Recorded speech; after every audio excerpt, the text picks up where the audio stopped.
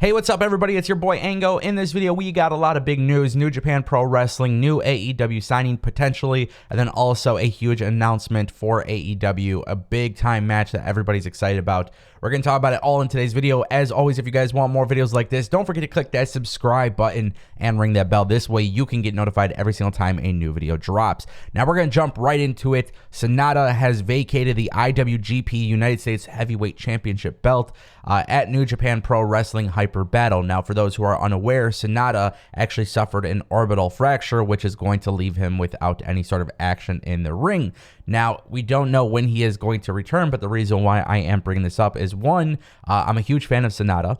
Two, I really enjoy what NJPW has been doing lately, but I want more. And I understand that it's a very, very difficult situation because of the COVID pandemic.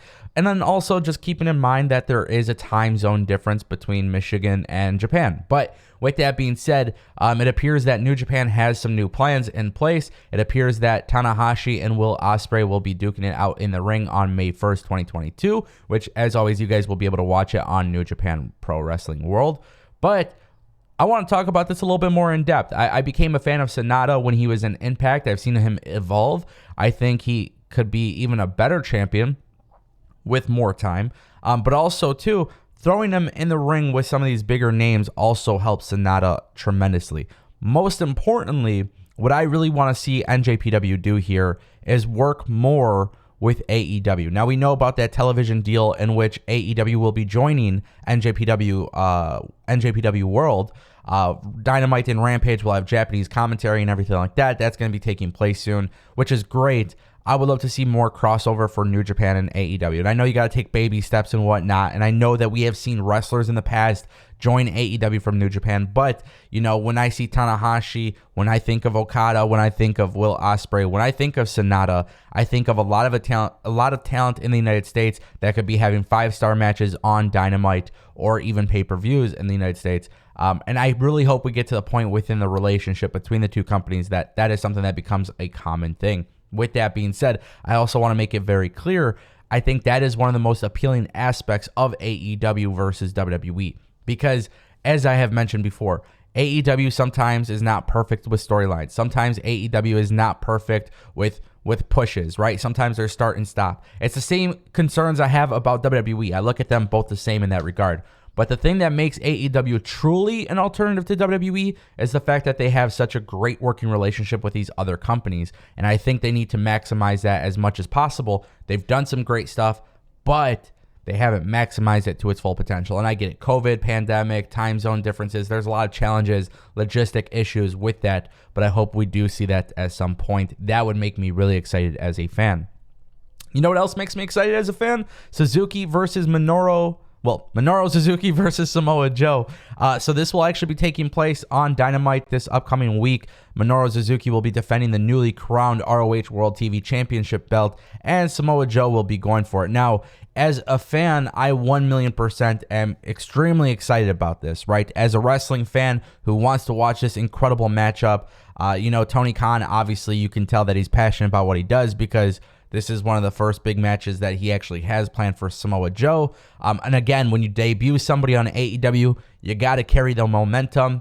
And that is something I've said about wrestling in general. When you have new characters, new storylines, new wrestlers, you have to carry the momentum. Something that WWE and AEW hasn't necessarily done that well. Now, with that being said, that's me as a fan. As a fan, I am truly excited about this. Now, as somebody who analyzes pro wrestling, if I do have to add some analysis here, what I would say is, what the hell is happening?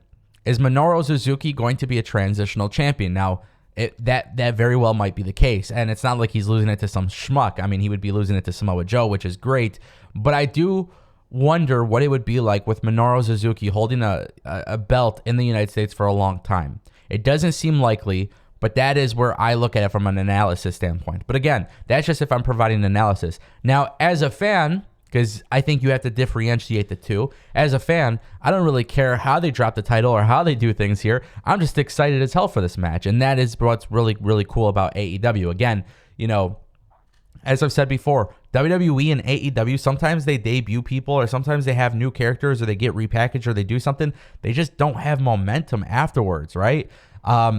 It feels different with Samoa Joe. Right now, Samoa Joe's first match against Max Caster, great pop, great everything. Now he's in the tournament. Plus, now he's versing Suzuki.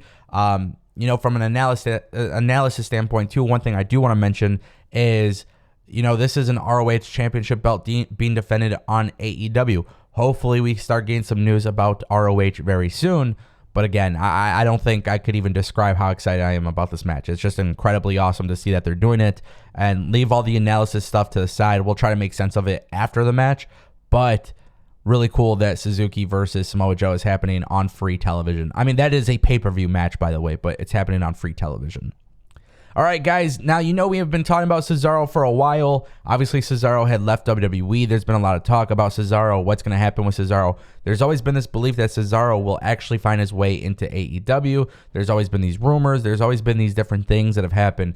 Now, I want to talk about this a little bit more in depth because we did get some very interesting comments made from Mark Henry on Busted Open Radio. Now, you got to remember that Mark Henry not only is representing Busted Open Radio here, but he is also representing AEW. Now, he is a broadcaster, a coach, a talent scout. So when somebody with that sort of title discusses any potential signings, you gotta take it seriously.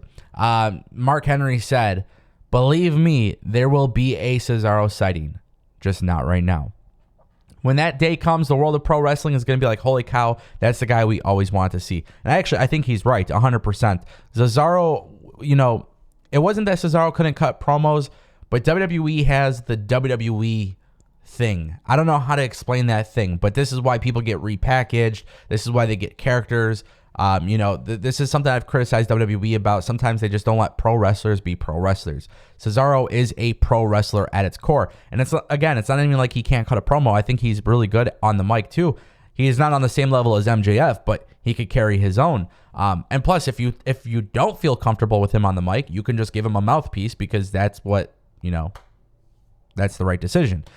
With that being said, Cesaro going into AEW would be massive. Now, the real question is, would it be AEW or ROH? And that's where the confusion comes in, right? Because Samoa Joe debuts at ROH, but now he's all elite. We don't really know what the future of ROH looks like. But I do assume that Cesaro could be a very, very good piece for AEW. And I like the fact that Mark Henry said just not right now, because look at how crowded it is. Regardless if they're releasing people or not, WWE and AEW both are crowded rosters. So Cesaro coming in, yes, you might get some great matches on a week-to-week basis, but what type of program do you put him in that makes him feel like a big deal? And I think wrestling fans right now want to see Cesaro in a program that feels like a big deal, because other than his Roman Reigns program, which, by the way, he lost, there was really nothing major in his last tenure with WWE. So I think, from being underutilized to being signed to AEW, you got to do something that makes him feel important. And I think right now would just be the bad time. But it does appear that at some point he will be all elite, and that's really exciting. I'll keep bringing you guys the updates as time goes on. Let me know what you guys think in the comment section down below. Thank you so much for watching, and I'll see you next time. Peace.